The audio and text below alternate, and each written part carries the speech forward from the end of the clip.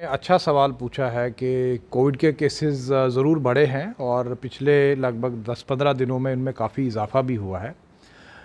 लेकिन देखिए, जहाँ तक एसएसबी का सवाल है या हमारी वर्किंग का या एग्ज़ाम कंडक्ट कराना जो हमारा आउटडोर एक्टिविटीज़ हैं, we are governed by the guidelines of the disaster management authority.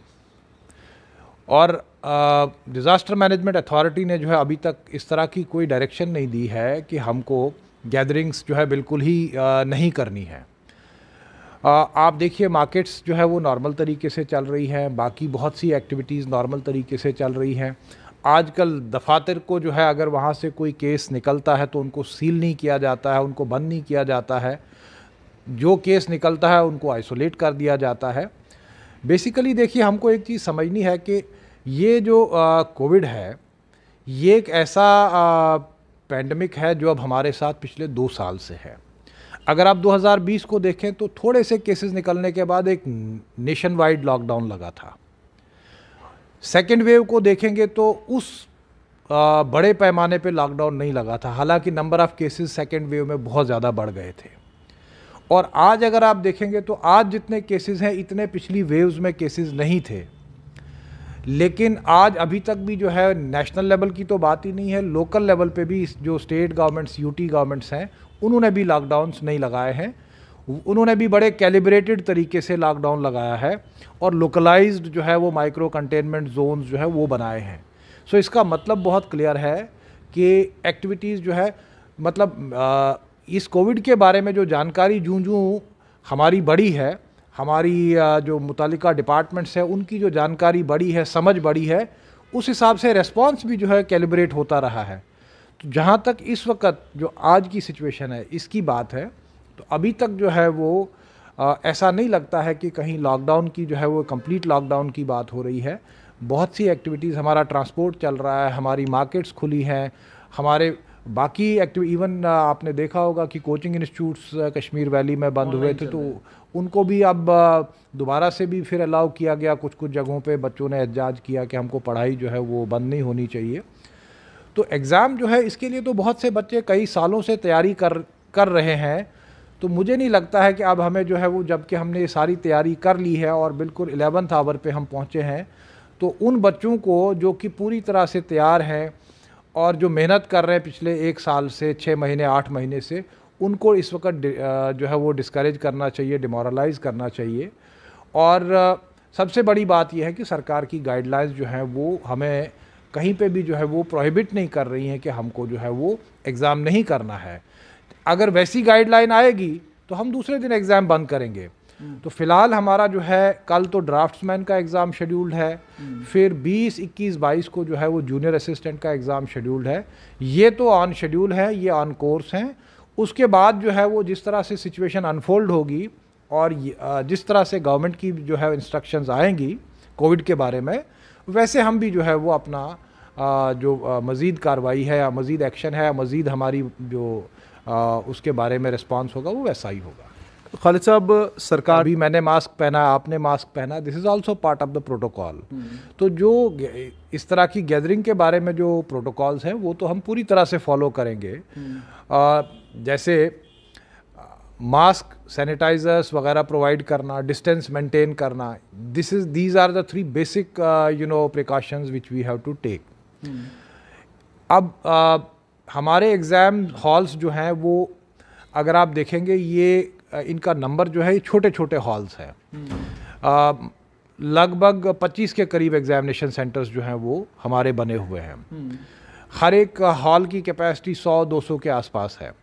और उसमें भी अगर हम पिछला अपना जो पीछे हमारे 3-4 एग्ज़ाम्स जो है वो दिसंबर के महीने से लेके जनवरी मिड तक हुए, अगर हम अटेंडेंस रेट देखें तो 50 से 60% कैपेसिटी जो है वो फुल होती है।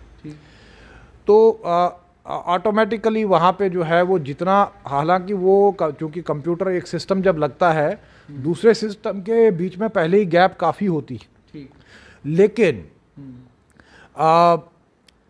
अब जब कैपेसिटी से कम बच्चे आते हैं तो हमारे पास और स्कोप बनता है कि हम और ज़्यादा जो है वो डिस्टेंस मेंटेन करें। तो इस तरह से दूसरा प्रिकॉशन तो ये भी फॉलो होगा कि डिस्टेंस जो है वो ज़्यादा से ज़्यादा मेंटेन होगा। तीसरी बात जो आपने कही कि कैंडिडेट अगर कोई आ जाता है और वो कोविड पॉजिटिव है, तो ऑफ कोर्स हम उनको किसी ना किसी आइसोलेटेड कॉर्नर में ही उनको सिस्टम दे देंगे ताकि वो आराम से साइड पे रह के अपना एग्ज़ाम दे दें। वो जितने भी बच्चे अपना कोविड का टेस्ट की रिपोर्ट वगैरह सेंटर पे प्रोड्यूस करेंगे तो उनको मौका दिया जाएगा कि वो आराम से साइड पे बैठ के अपना एग्ज़ाम करें। उसका प्रोविज़न भी हम लोग करेंगे। इसके अलावा आपने कहा कि वैक्सीनेशन, तो वैक्सीनेशन का सर्टिफिकेट भी चेक होगा। ये तो गाइडलाइन में प्रोवाइडेड है, तो इससे कैसे जो है वो बच्चे सामने रखता हूँ। क्या हमें ये गारंटी एश्योरेंस है कि कल को केसेस कम होंगे? एक महीने बाद हो सकता है इससे भी ज़्यादा केसेस हों। वी डोंट नो कि ये कब तक बढ़ते रहेंगे और फिर किस लेवल पे रहेंगे। Nobody can anticipate this. तो इसलिए मुझे नहीं, आपने ठीक कहा कि हमको कोविड के साथ ही जीना है, क्योंकि ये अब मोर और लेस मैं कहीं पढ़ रहा था सोशल मीडिया में कि यूरोप की कई कंट्रीज़ ने तो अब इसको एंडेमिक डिक्लेयर कर दिया है कि जस्ट लाइक कॉमन फ्लू है वैसे इसको भी ट्रीट किया जाएगा एंड इसको भी वैसे ही जो है we have to deal with it, so we have to live with it. तो ये तो एक ऐसी सिचुएशन है जिसको प्रिडिक्ट करना, फोरकास्ट करना बहुत ही मुश्किल है। तो हमारी जो नॉर्मल देखिए कोई सोशल गैदरिंग होती है, हमने देखा है, हम भी सोशल गैदरिंग्स में आज भी जो है पार्टिसिपेट करते रहते हैं। रिसेंट टाइम्स में भी कई सोशल गैदरिंग्स, वो तो वहाँ पे लोगों को खुद ही जो है फिर मास्क, डिस्टेंसिंग और हाइजीन का जो है वो ख्याल रखना है। सिमिलरली कई बार जो है वो डेथ्स में आपको जाना पड़ता है। So we can not avoid such occasions, but वहाँ पे करना क्या है, we have to follow the protocol, और तो कोई तरीका नहीं है, क्योंकि ज़िंदगी के जितने भी जो हमारे काम हैं वो तो रुकेंगे नहीं। तो इसलिए एग्ज़ाम भी जो है, this is also one of the activities which we have to undertake. चाहे कोविड हो या ना हो, तो हमको कोविड के दौरान भी एग्ज़ाम देने हैं या कराने हैं, तो किस तरह से एग्ज़ाम्स होने चाहिए या किस तरह से उनमें पार्टिसिपेट करना है, we have to learn that basic behaviour now. यही है। लेकिन इसके अलावा जो हमारी डिस्कशन गवर्नमेंट के साथ टाइम टू टाइम हुई है, जीएडी के साथ, तो उसमें जो है वो यही हमें इंडिकेट किया गया, इस तरह के हिंट्स मिले हैं कि पूरे साल में जो है जो जितनी वैकेंसीज एक्रू हुई हैं इस कैलेंडर ईयर में, जो पिछला कैलेंडर ईयर गया है, उन सबको जो है वो सारा डेटा जो है वो जमा किया गया है। और यही तय हुआ था कि वो एक साथ ही जो है जनवरी फरवरी के महीने में ये सारी वैकेंसीज जो है वो रेफ़र की जाएंगी to the different recruiting agencies. उसमें एसएसबी भी है और पब्लिक सर्विस कमीशन भी है। तो हमें जो इंडिकेशन मिला है कि 10-12 हज़ार वैकेंसीज जो है वो एसएसबी को रेफ़र होने वाली हैं। तो जैसे ही रिक्वेजिशंस आएंगे हम उनको एडवर्टीज़ करेंगे और बच्चे जो है वो they can again apply for those vacancies and आपने तो बिल्कुल सही कहा कि टाइम शेड्यूल एक एग्ज़ाम्स का जो है वो बनना चाहिए और कैंडिडेट्स को भी जो है वो जानकारी रहनी चाहिए। और अगर आप देखेंगे कि पिछले ये जो कोविड के हालात और इस तरह की कई डिफ़िकल्टीज़, ट्रांजिशन भी एक बहुत बड़ा एक चैलेंज होता है, तो ट्रांजिशन भी हुआ, सारी चीज़ें होने के बाद भी जो है हमने कोशिश की कि एक शेड्यूल को फॉलो किया जाए, एक टाइम फ्रेम को फॉलो किया जाए, और उसमें हम बहुत हद तक कामयाब भी हुए हैं। ऐसा नहीं है कि एसएसबी जो है वो कामयाब नहीं हुआ, बहुत हद तक हम कामयाब हुए हैं। अब यह है कि इसमें मज़ीद बेहतरी कैसे लाई जाए, उसके लिए हम कोशा हैं, हमारी कोशिशें जारी हैं, हम एफ़र्ट्स कर रहे हैं। हमारी सारी टीम जो है वो, मतलब आप देखिए कि कोविड के केसेस बढ़ रहे हैं, ये तो सबके लिए बढ़ रहे हैं। आज भी हमारे लोग डॉक्यूमेंट वेरिफिकेशन कर रहे हैं। 12 तारीख 13 तारीख हमारा लास्ट पेपर था इसका असिस्टेंट कंपाइलर का। स्टेनोग्राफर का एग्ज़ाम जो है वो 17 तारीख तक चलता रहा। तो प्रोटोकॉल्स को फॉलो करते हुए हम लोग जो है वो कोशिश कर रहे हैं कि चाहे कोविड से थोड़ा सा एक डिफ़िकल्ट सिचुएशन भी बनती है, क्योंकि प्रोटोकॉल फॉलो करने के लिए आपको फिर एक्स्ट्रा एफर्ट भी करना पड़ता है, but we are trying to adhere to the time schedules which we have notified। और हमारी आगे जो कोशिश होगी कि वो हम इसको और ज़्यादा रिलीजियसली अपने जो जितने भी हमारे एग्ज़ाम्स हैं उनको एक टाइम फ्रेम के तहत करें, ताकि टाइम बाउंड रिक्रूटमेंट का प्रोसेस जो है वो वाकई में जो है वो बन के आ जाए बच्चों के सामने। कहीं कहीं पे लिटिगेशन या कोई ऐसे इश्यूज होते हैं जिसमें लीगल एडवाइस या कोई हमें गवर्नमेंट से एडवाइस की ज़रूरत पड़ती है, ओपिनियन की ज़रूरत पड़ती है, तो वो सारी चीज़ों को भी अगर आप देखें उसके बावजूद भी हमने कोशिश की है कि ज़्यादा वक्त ना लगे और एक टाइम फ्रेम के अंदर रिक्रूटमेंट को कंप्लीट किया जाए। 9 महीने 10 महीने में रिक्रूटमेंट को कंप्लीट करना जो है ये हमने एक बेंचमार्क जो है वो सेट कर दिया है यहाँ पे और इसमें हम काफ़ी हद तक कामयाब भी हुए। जबकि मैं आपको ये बहुत ही रिस्पॉन्सिबिलिटी के साथ कहूँगा कि जो बड़ी रिनाउंड रिक्रूटिंग बॉडीज़ कंट्री की हैं वो 1.5 साल से कम कहीं पे भी जो है रिक्रूटमेंट में नहीं लगता है अगर आप बहुत जल्दी भी करेंगे। तो ये सारी चीज़ों के बावजूद, अच्छा इसके अलावा कई सिलेक्शन प्रोसेसेस मल्टी स्टेज होते हैं। जैसे स्टेनोग्राफर का मैं आपको एक एग्जांपल दूंगा। स्टेनोग्राफर का पहले आपको टाइपिंग टेस्ट करना है, तो इंफ्रास्ट्रक्चर का बड़ा डेफिसिट यहाँ पे नाइलेट के पास जितनी कैपेसिटी है, नाइलेट जो मिनिस्ट्री ऑफ इलेक्ट्रॉनिक्स की एक यहाँ पे ऑर्गेनाइजेशन है, उनके पास जितना अपना इंफ्रास्ट्रक्चर है उसी के अंदर हमको फिर गुजारा करना पड़ता है। तो वो 2.5 महीने हमारा जो है वो जूनियर असिस्टेंट के बच्चों का जो है वो खाली टाइप टेस्ट चला, लेकिन टाइप टेस्ट जो है वो बड़ा ट्रांसपेरेंट तरीके से होता है, फुल प्रूफ तरीके से होता है। सामने स्क्रीन पे बच्चे को अपनी परफॉर्मेंस नज़र आ जाती है उसी वक्त और उसका शीट निकाल के जो है बच्चे को दिया जाता है, जो वो भी साइन करता है और हमारे वहाँ पे जो भी ऑफिसर्स स्टाफ होता है वो भी वहाँ पे उसको साइन करते हैं। तो पॉइंट मेरा ये है कि मल्टी स्टेज एग्ज़ाम्स में हमें मतलब हम कितना भी शॉर्ट सर्किटिंग करें तो पॉसिबल नहीं है। जब आपको स्किल टेस्ट कराना उसके बाद डिक्टेशन है, जो शॉर्ट हैंड की डिक्टेशन है वो करानी है, तो वो उसके लिए आपको नोटिस निकालना है, बच्चों को बुलाना है, आपको पेपर तैयार करना है, 10 चीज़ें हैं। फिर उसके बाद अब उनका रिटन एग्ज़ाम होना है, तो तीसरा स्टेज है। तो ये जो मल्टी स्टेज एग्ज़ाम्स हैं उसमें तो आप कैसे आप टाइम कम लगा सकते हैं, ये तो मुमकिन ही नहीं है। अच्छा खालिद साहब, एक और बड़ा अहम है, बच्चे कह रहे हैं कि बात जो आप पूछना चाहते हैं मैं तो एग्री करूंगा इस बात से कि 17 साल नहीं लगने चाहिए, लेकिन वो मामला जो है वो बहुत लंबे समय तक कोर्ट में रहा। तो क्योंकि ये एक पार्टी एक फोरम में जाती है, दूसरी पार्टी दूसरे फोरम में पहुंचती है, तो इस तरह से इसमें काफ़ी टाइम लग गया कोर्ट के अंदर। अब डिपार्टमेंट को कॉल लेना है कि वो क्या करना चाहते हैं, वो क्या उस पुराने रिक्रूटमेंट प्रोसेस को आगे बढ़ाना चाहते हैं या नहीं बढ़ाना चाहते। क्योंकि देखिए मैं आपके ज़रिए से व्यूअर्स को एक बिल्कुल क्लैरिफाई करना चाहूँगा कि डिपार्टमेंट्स का अपना एक राइट होता है to withdraw the process. Government at any time can decide कि हम इसको विड्रॉ कर सकते हैं, उसमें कोई रिक्रूटिंग बॉडी उनको ये नहीं कह सकती है कि आप करें या ना करें, क्योंकि उनके पास भी जो है वो लॉ डिपार्टमेंट, फिर एडवोकेट जनरल साहब हैं, इस तरह की सर्विसेज गवर्नमेंट के पास होती हैं। वो सारी एग्जामिनेशन और कंसल्टेशन करते हैं और उसके बाद शायद तय किया जाता है कि हमको क्या करना है, विड्रॉ करना है या कि रिक्रूटमेंट प्रोसेस को आगे बढ़ाना है। अब जहाँ तक हमारा सवाल है, हम when we will hear anything from the government, तो उसके बाद फिर देखेंगे कि हमको कैसे आगे बढ़ना है। हाँ, अलबत्ता चूँकि ये मसला कोर्ट में बहुत देर तक था, तो मुझे लगता है कि इसमें गवर्नमेंट भी जो है एक केयरफुल कंसिडरेशन के बाद ही डिसीजन लेगी। देखिए ये रिक्रूटमेंट जो है असिस्टेंट इन्फॉर्मेशन की, ये भी काफ़ी लंबे समय से जो है वो चल रही है और इसमें भी लिटिगेशन के मल्टीपल साइकिल्स हुए हैं, इवन सुप्रीम कोर्ट तक ये मामला चला गया। तो जब मैंने इसको टेक ओवर किया यहाँ पे एज चेयरमैन SSB, तो उसके बाद जब ये मामला हमारे सामने आया तो हमें पता चला कि अब जो है कोर्ट की तरफ से जो है वो गो अहेड है कि इसको प्रोसेस को कंप्लीट किया जाए। कोर्ट ने डायरेक्शन दी है कि इस प्रोसेस को आप कंप्लीट करिए। तो इमीडिएटली जो है वो मैंने उसके बाद जो है प्रोसेस को इनिशिएट किया, इनका रिटन एग्ज़ाम कराया, फिर उसके बाद इंटरव्यू कराया है।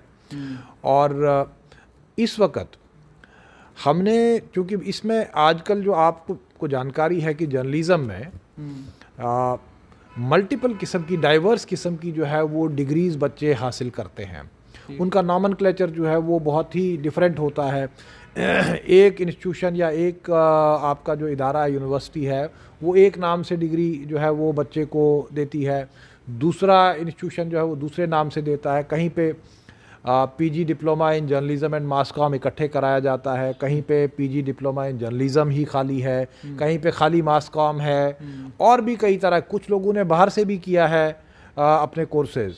तो हमने इक्विवेलेंस कमेटी एक होती है, सेक्रेटरी हायर एजुकेशन जो होते हैं उनकी सदारत में, तो हमने ये सारी डिग्रीज जितनी भी बच्चों ने हमको ड्यूरिंग डॉक्यूमेंट वेरिफिकेशन प्रोड्यूस की थी, वो सारे केसेस रेफर किए थे इक्विवेलेंस कमेटी को, और इक्विवेलेंस कमेटी जो है वो उसको एग्जामिन कर रही है। Equivalence committee higher education department में, उसमें डायरेक्टर कॉलेजेस भी होते हैं और कुछ जो सब्जेक्ट मैटर एक्सपर्ट्स होते हैं जिनको कि इस कमेटी में बिठाया जाता है। लाइक अगर जर्नलिज़म की बात है तो वो शायद जर्नलिज़म डिपार्टमेंट या मास कॉम, जो भी जम्मू यूनिवर्सिटी, कश्मीर यूनिवर्सिटी में जो हमारे डिपार्टमेंट्स हैं, वहाँ से बुला के तो एक्सपर्ट्स को भी जो है इसमें कंसल्ट किया जाता है, और फिर कमेटी अपनी एक फाइंडिंग जो है हमको देती है कि क्या ये कोर्स इक्विवेलेंट है उसके जो कि क्वालिफिकेशन में प्रिस्क्राइब्ड है या नहीं है। तो उसके आधार पे जो है वो फिर बोर्ड फैसला लेता है कि किस बच्चे को एलिजिबल करना है, किसको नॉट एलिजिबल करना है। हम उसी इक्विवेलेंस कमेटी की जो रिकमेंडेशन रिपोर्ट है उसका वेट कर रहे हैं। जो ही वो हमारे पास आएगी तो उसके बाद जो है वो हम जल्दी से जल्दी सिलेक्शन को फाइनल करके लिस्ट को पब्लिश करेंगे। खालिद साहब, जैसे आप सवाल आपका बहुत ही मैं कहूँगा कि रेलेवेंट है, क्योंकि आम जो हमारे एस्पायरेंट्स हैं उनको ये समझ होनी चाहिए, उनको ये पता होना चाहिए कि कौन सा इशू कहाँ जाके रिजॉल्व होगा।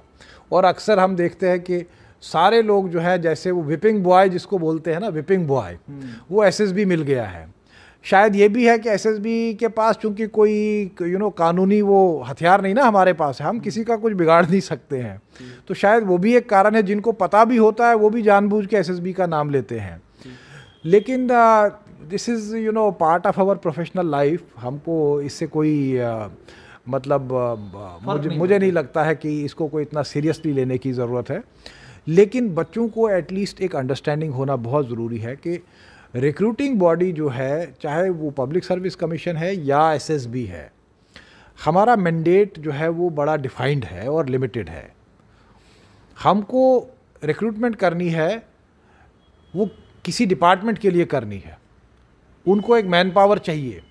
वो हमें कहते हैं कि हमें इस तरह की मैन पावर हमको दीजिए आप। रूल्स वो डिफाइन करते, सब वो जो भी उसमें उनकी क्राइटेरिया या उनकी रिक्वायरमेंट है वो सारा पहले से ही तय होता है। डिपार्टमेंट एज कितनी होगी, क्वालिफिकेशन क्या होगी, कितना पढ़ा होगा, कितना पढ़ा नहीं होगा। हमारा काम है उन्होंने जो हमें कंडीशंस बताई हैं उन कंडीशंस के मुताबिक और सिलेक्शन करके वो मैन पावर उनको जो है वो सप्लाई करना। इसीलिए इंडेंट वर्ड यूज़ आया ना, कि हमको इंडेंट आता है कि उनकी तरफ से हमें एक रिक्वायरमेंट आ गई और हमने यहाँ से जो है वो सिलेक्शन करके मैन पावर सप्लाई कर दी।